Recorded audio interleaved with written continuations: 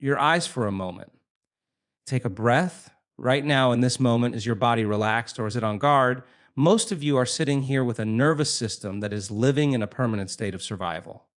You are waiting for the other shoe to drop. You are rehearsing the worst case scenario.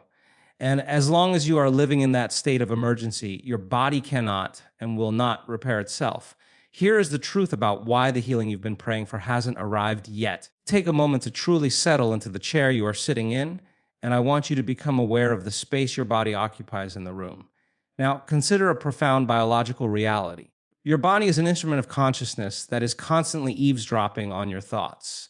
Every single second, your brain is processing billions of bits of information, and its primary directive is to ensure your continued existence. It is what we call the survival mechanism. It is a beautiful ancient system designed to protect you from immediate physical danger, like a predator in the wild or a car swerving into your lane. When that mechanism is triggered, brain initiates a cascade of chemical reactions. It signals the adrenal glands to release a flood of cortisol and adrenaline. Your heart rate increases, your pupils dilate, and your blood is shunted away from your internal organs, your digestive system, reproductive system, and your immune system, and sent directly to your extremities. Your body is preparing to fight, to flee, or to freeze. In that moment, your biology is focused entirely on the external world. You become a materialist obsessed with time. That is threatening you. The tragedy of the modern human condition is that most people are living in this emergency state not for a few minutes during a crisis, but for 16 hours a day, every single day, for decades. We are the only species on Earth that can trigger the stress response by thought alone. You don't need a tiger in the room to feel like you are being hunted.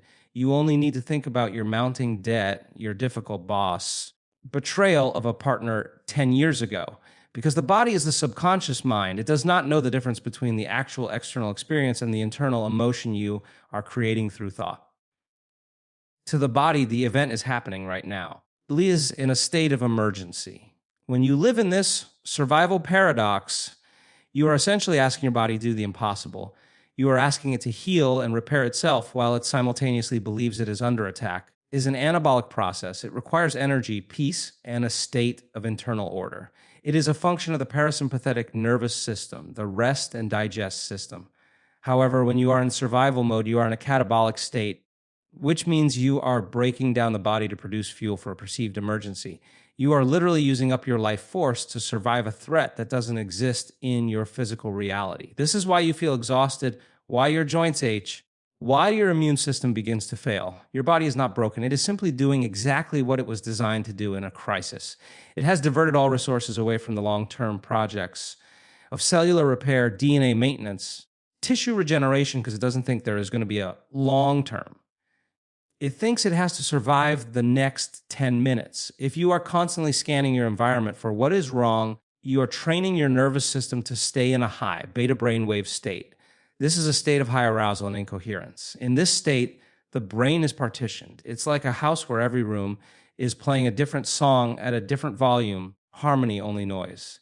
This internal noise creates a signal of danger that reverberates through every cell in your body. Every cell has a receptor for these stress hormones. Receptors are constantly occupied by the chemistry of fear and aggression. The cell stays in a defensive posture. It closes its doors to nutrients and signals of growth. It becomes a fortress. A fortress is safe from invaders. It also starts because nothing new can get in. This is the physiological manifestation of why most people can't heal their cells, are literally unwilling to receive the signal of health because they are too busy waiting for the next blow to fall. To change this, you have to understand that you cannot think your way out of survival while still feeling the emotions of stress. You cannot say a positive affirmation like, "I am healthy," while your body is vibrating with the frequency of, "I am in danger." The body will reject the thought because it doesn't match the feeling. Survival paradox dictates that the more you try to force a healing from a state of stress, the more stress you create because you are identifying with the lack of health rather than the possibility of it. You become frustrated that you aren't healing. Frustration triggers more cortisol, which further shuts down the immune system. It is a feedback loop that keeps you trapped in a cycle of depletion. You are essentially trying to build a house in the middle of a hurricane. The first step to any lasting biological transformation is not more medicine or more supplements. It is the conscious decision to take the body out of the emergency and convince it through a change in your internal state, the storm has passed and it is finally safe to begin the work of restoration. Consider the moment you wake up in the morning. Before you even open your eyes, your brain begins to search for a familiar sense of self. You start to scan your memory banks for the problems, the anxieties, and the stressors that defined your yesterday. As you find those memories, you begin to feel the same emotions associated with them. Perhaps it is a sense of unworthiness, a touch of resentment toward a coworker, or a lingering fear about your health. The moment you feel those emotions, your brain signals your body to produce the exact chemistry that matches those thoughts. Within seconds of waking, you have successfully moved your entire biological system out of the present moment and back into the past. This is what it means to be addicted to the past, and it is the single greatest obstacle to the healing process. People are unaware that their body has become the mind. Because the body is the subconscious, it does not distinguish between a real life event and the emotion you are generating by remembering a past trauma. When you revisit a painful memory, your body is literally reliving the event in the current moment, bathing your cells in the same corrosive stress hormones that were present when the event actually occurred. Over time, the body begins to crave these chemicals. Just like an addict craves a drug to feel a sense of normalcy, your body becomes habituated to the high arousal states of stress, guilt, or suffering. You might consciously say you want to be happy and healthy, but subconsciously, your body feels safe only when it is experiencing the familiar, even if that familiar is painful. This is why people find themselves stuck in toxic loops. They are looking for a reason to be angry or a reason to be sad, not because they enjoy the feeling, because their biology is conditioned to that chemical baseline. If you try to change, if you try to feel joy or peace, the body sends a signal to the brain saying, "This isn't right. This isn't who we are." It begins to influence your thoughts to bring you back to the known state of suffering. It tells you that you are tired, that this isn't working, or that you'll start your transformation tomorrow. This is the body trying to take back control. An addiction to a predictable chemical identity that is rooted in a version of yourself that no longer exists, yet you keep it alive through the ritual of memory. When you are addicted to the emotions of your past, you are viewing your entire future through the lens of what has already happened.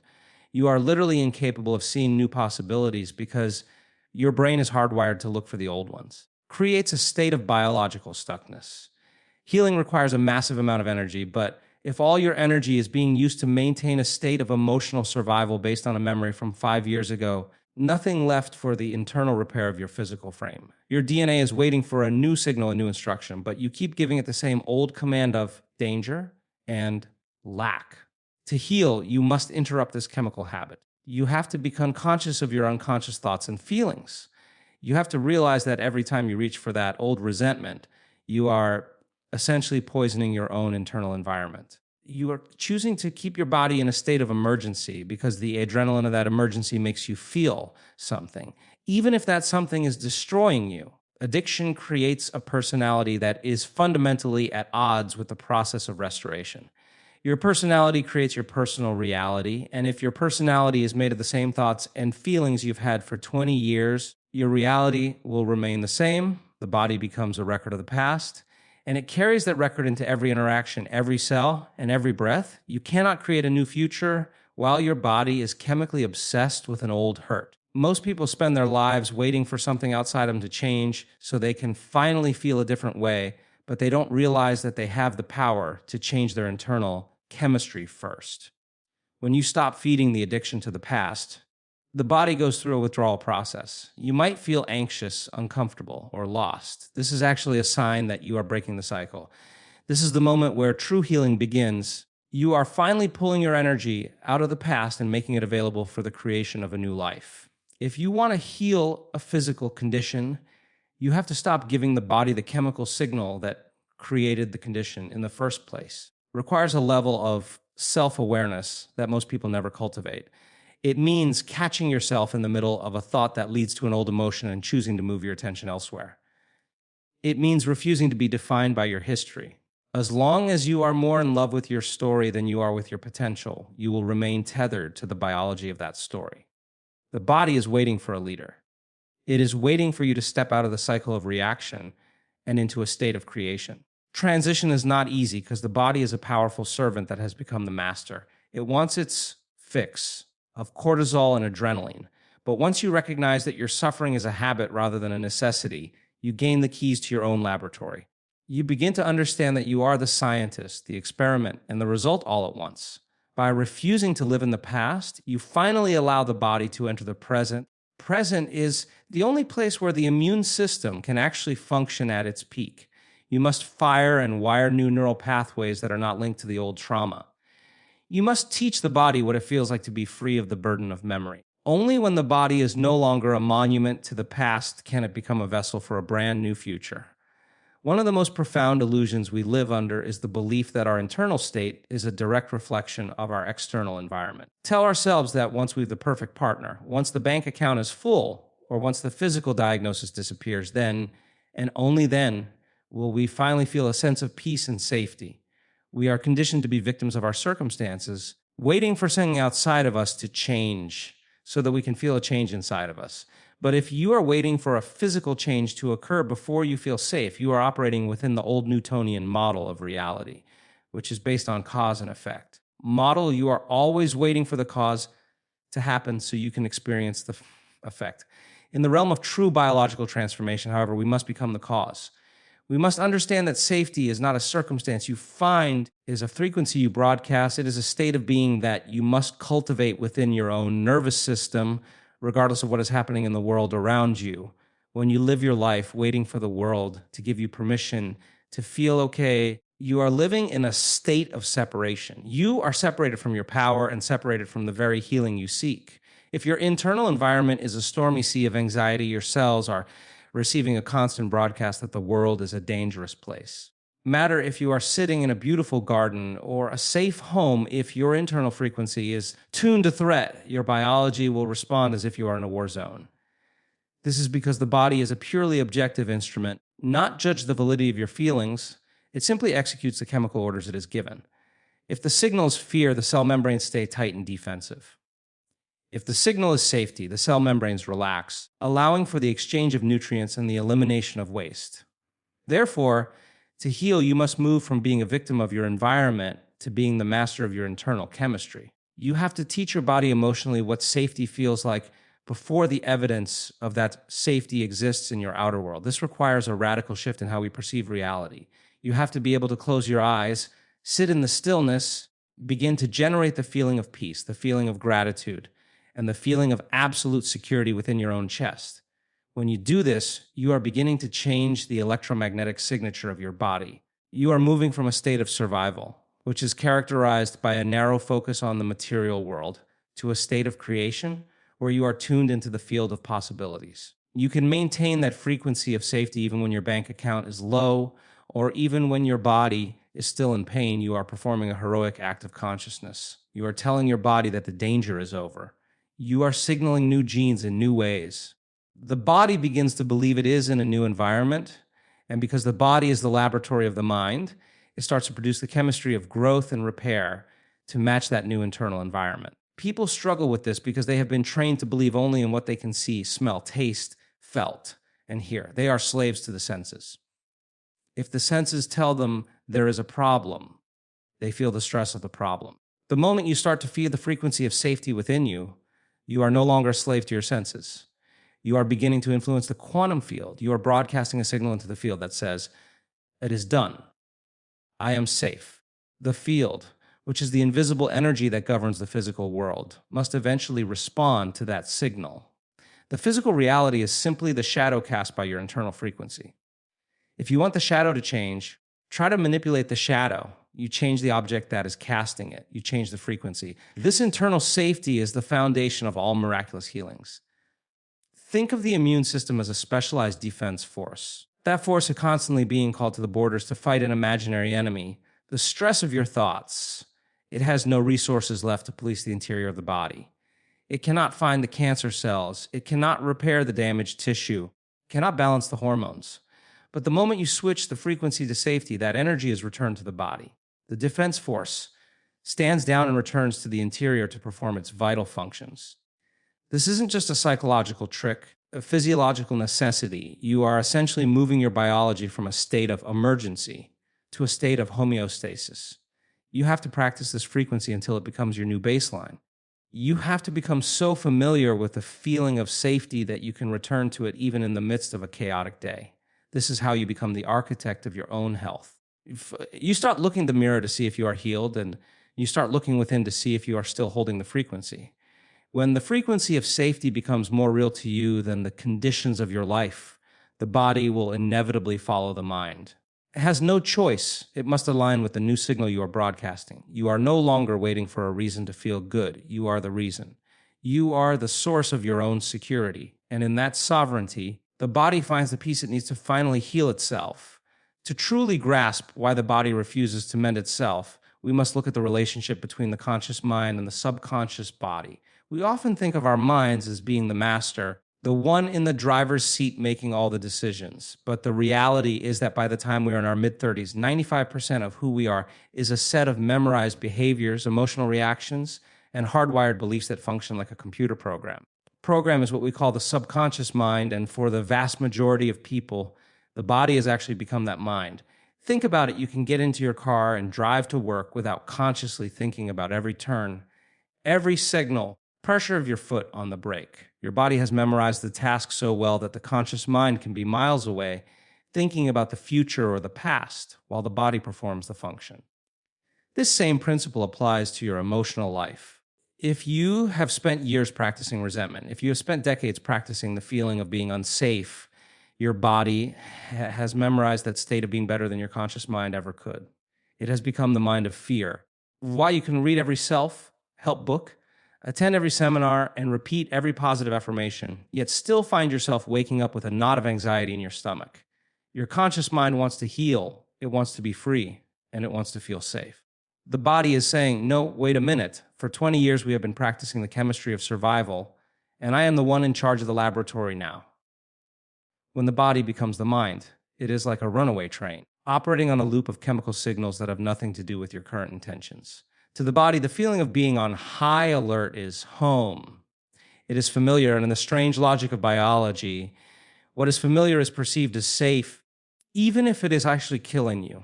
Conversely, when you try to feel a new emotion like peace or profound safety, the body senses a change in the chemical baseline and sounds an alarm. It tells the brain, this is unknown, this is different, therefore it is dangerous. This is the great irony. Your body will actually fight against the feeling of safety because it has been programmed to believe that only hyper vigilance keeps it alive. To heal, you must step into the role of the master and begin the process of reconditioning the body to a new mind. You have to understand that you cannot talk your way into this. You cannot negotiate with a subconscious program using logic alone. You have to use the language the body understands, which is the language of emotion. Most people try to change their lives while remaining in the same emotional state, but that is a biological impossibility. If you are still feeling the same way you felt yesterday, are signaling the same genes, and you are producing the same physical results. You have to literally take the power back from the body and show it that it is no longer the master. This requires you to sit still and settle the body down, like a trainer would settle a high-strung animal. When the body wants to get up, when it wants to check the phone, when it wants to focus on the pain or the problem, you have to guide it back to the present moment and insist on a new feeling. You have to move beyond the analytical mind, which separates the conscious from the subconscious, and enter the operating system where these programs live. In this state of deep internal work, you are essentially on memorizing an old emotion or memorizing a new one. You are teaching the body what it feels like to be at rest, what it feels like to be whole, and what it feels like to be safe in the world. When you do this, you are breaking the bond between the body, and the old mind. You are reclaiming the energy that was once tied up in the survival response and making it available for growth and repair. The amount of energy it takes to keep a body in a state of constant defense, it is an enormous drain on your vitality. When you finally convince the body that it is safe, that energy is released. It flows back into the heart, back into the brain, back into the immune system. This is the moment when the body-mind begins to surrender. The cells stop acting like soldiers in a trench and start acting like citizens in a thriving community. They begin to communicate to share information, repair the damage that was done during the years of war. The challenge is that this process of reconditioning is a practice, not a one-time event. You wouldn't expect to go to the gym once and have a perfectly sculpted body. Similarly, you cannot expect to overcome decades of survival programming with one 5-minute meditation. You have to be more determined than the program. You have to be more persistent than the addiction to the old chemistry.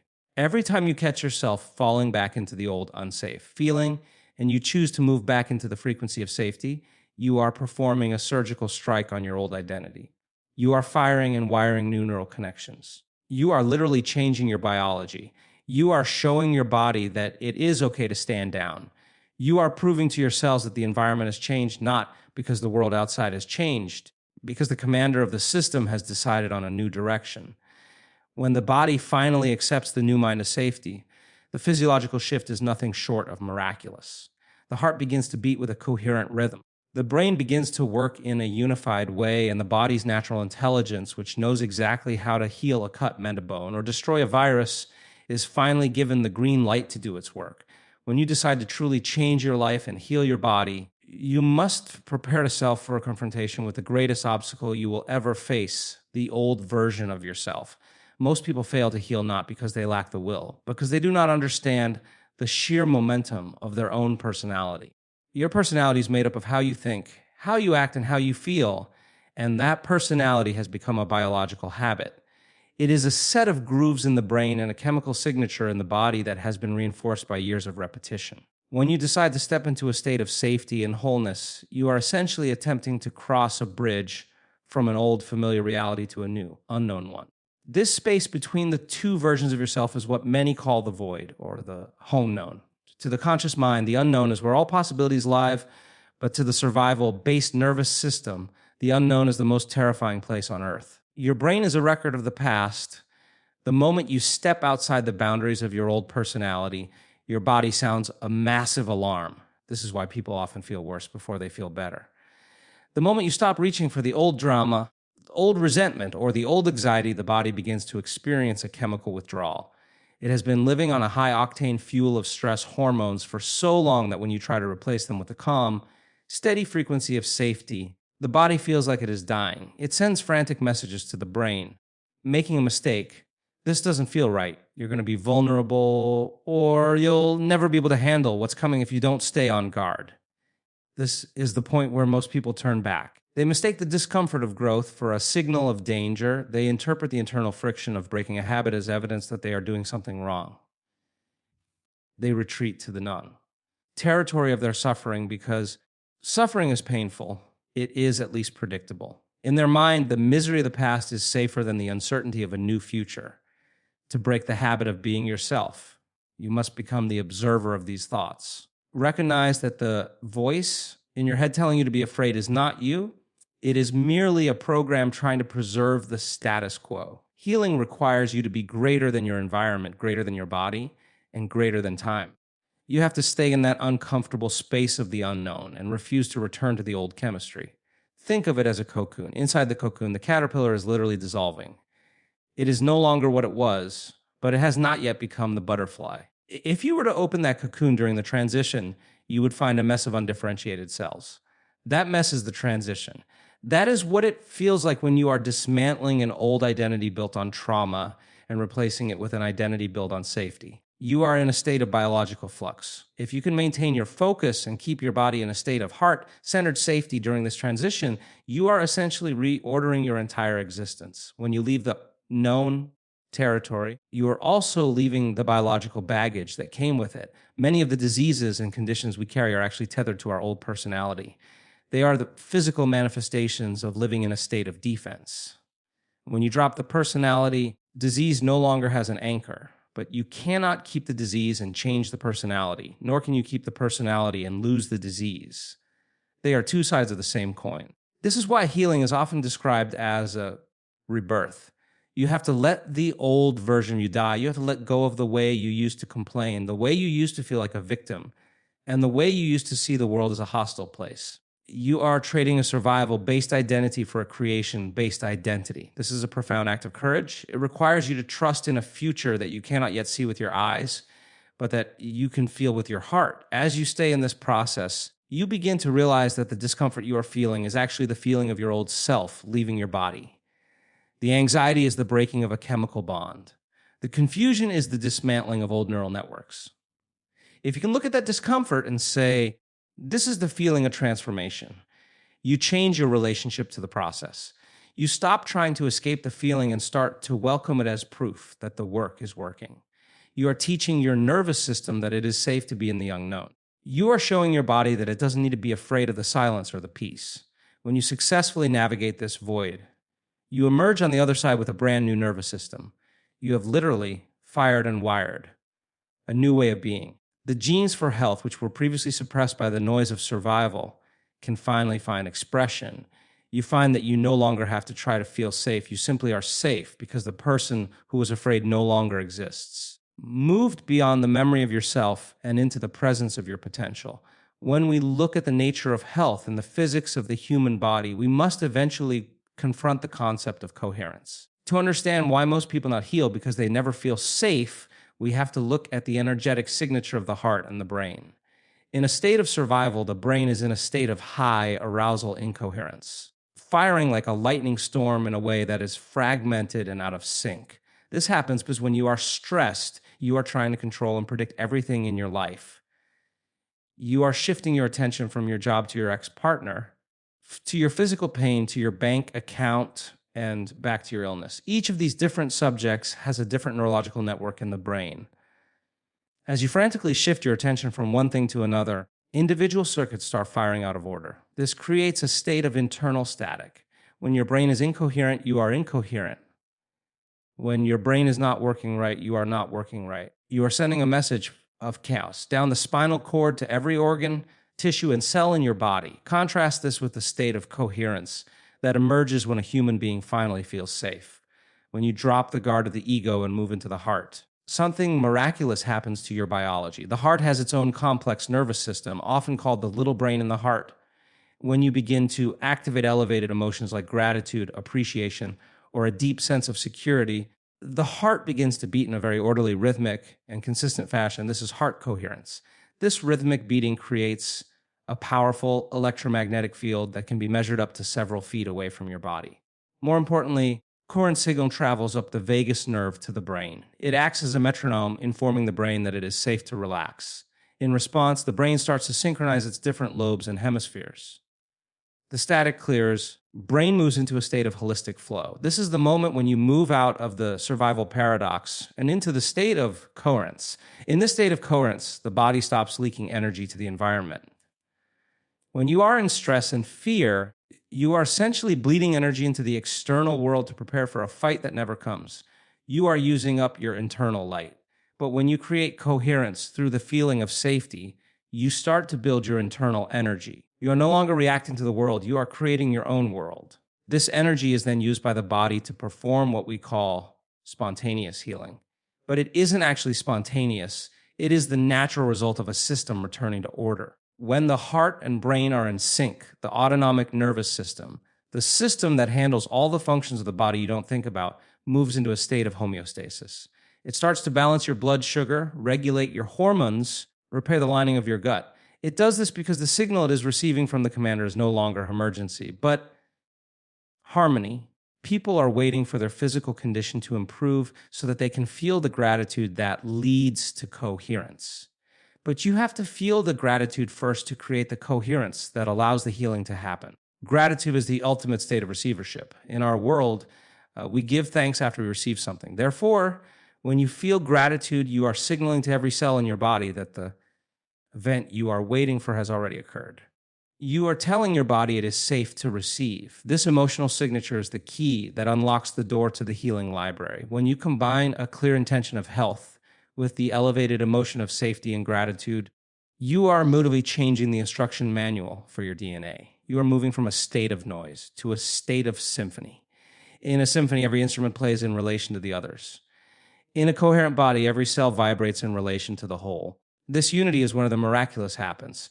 When you are incoherent, you are essentially a house divided against itself. One part of you wants to be healthy, but the rest of you is broadcasting a signal of lack and danger. The body cannot respond to a divided signal. It is only when you become one, when your thoughts and your feelings are aligned in the frequency of safety, that the body becomes a powerhouse of regeneration. You begin to broadcast a different electromagnetic signature into the quantum field. You are no longer a victim of the random illnesses of the world. You are an architect of your own biological order. This coherence is a skill. something you must practice every day. You have to learn how to open your heart until the feeling of safety is more real than the pain in your body. When you master this, you realize that health is not something you get from the outside, something you tune into from the inside. By choosing safety over survival and coherence over chaos, you provide the blueprint for your body to reconstruct itself in the image of wholeness. Your cells are simply waiting for the signal to change from the clanging alarm of survival to the beautiful melody of peace. The ultimate secret to why most people never truly heal lies in their relationship with the concept of time. Us are living our lives in a state of constant mental time travel. We are either looking back at the past, ruminating on what went wrong and who hurt us, or we are racing into the future, anticipating the next crisis or worrying about whether our health will ever return. In both of these states, the body is under the impression that it is being chased by a phantom. As long as you are living in the then and there, or the what if you are not here. If you are not here, your body cannot feel safe. The body only exists in the present moment. It is a physical vessel that operates in the now. However, your mind is often everywhere else. This disconnect is where the healing process breaks down. To heal, learn to bring your mind into the only space where safety actually exists, the eternal present moment. When you take your attention off your body, off the people in your life, off the objects you own, off the places you have to go, even off the concept of time itself, you become pure consciousness. You enter the void of the present moment where the limitations of the physical world begin to dissolve. In this state of no body, no one, no thing, and no place, no time, you are no longer anchoring your identity to your disease or your trauma. You are no longer the person with the chronic pain or the person with the broken heart. You have moved beyond the self. This is critical because the person who has the problem cannot be the same person who finds the solution. You have to leave the old self behind to enter the field of possibilities. Most people struggle to do this because they are afraid to lose their identity. That identity is one of suffering. They feel that if they stop worrying about their illness for even a second, they are being irresponsible or vulnerable. But the reality is exactly the opposite. When you stop obsessing over the problem, finally stop feeding the problem with your energy, you stop the constant broadcast of survival signals. In the stillness of the present moment, the nervous system finally gets the message that the war is over. It realizes that right here, vacuum of now, there is no predator. There is no debt. There is no diagnosis. There is only the breath in the field of infinite potential. This is the only space where true safety is found. A safety that is independent of what the doctors say or what the bank account shows. It is a profound primordial sense of being. When you settle into this space, you are no longer trying to do healing. You are allowing healing to happen. You are tapping into a greater intelligence that is already within you, the same intelligence that keeps your heart beating and filters your blood while you sleep. This intelligence is always present. It is often drowned out by the noise of your survival-based personality. When you become nothing in the present moment, you stop interfering with this inner wisdom.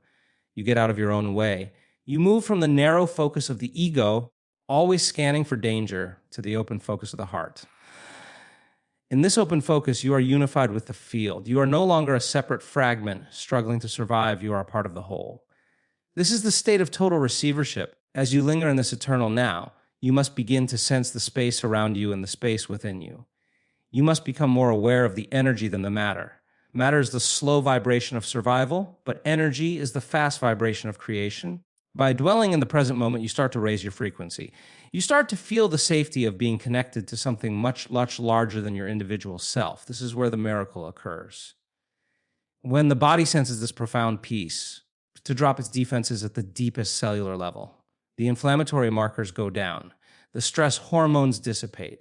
The repair genes are activated. This happens because you have finally provided the one thing the body has been begging for, true rest.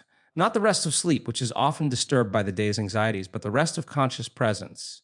You are telling your body, I am here. We are safe. You can let go now. The present moment is the doorway to the quantum field. The quantum field is where all versions of your health already exist as electromagnetic potentials. When you are in the past or the future, you are tuned into the frequencies of what has already happened or what you fear will happen. You are stuck in the known. But in the present moment, you are tuned into the whole known, which is the only place where a new life can be born. To heal, you have to be willing to sit in that unknown for as long as it takes. You have to be willing to be no one until you can emerge as someone new. This requires a level of surrender that most people find terrifying, but it is the only path to a radical transformation. You have to trust the silence. You have to trust the void. You have to trust that the intelligence that created the body knows exactly how to fix it, provided you stop giving it the wrong instructions. When you finally master the art of being in the present moment, realize that safety was never something to be achieved in the future. It was always right here, waiting for you to stop running. In that stillness, the body is no longer a victim of time. It becomes a vessel for the timeless energy of life itself. You don't need a miracle to happen to you. You need to become the environment where a miracle is allowed to happen. The moment you trade your fear for an elevated sense of peace, you give your body permission to finally do what it was designed to do. Return to balance. It's time to stop surviving and start becoming.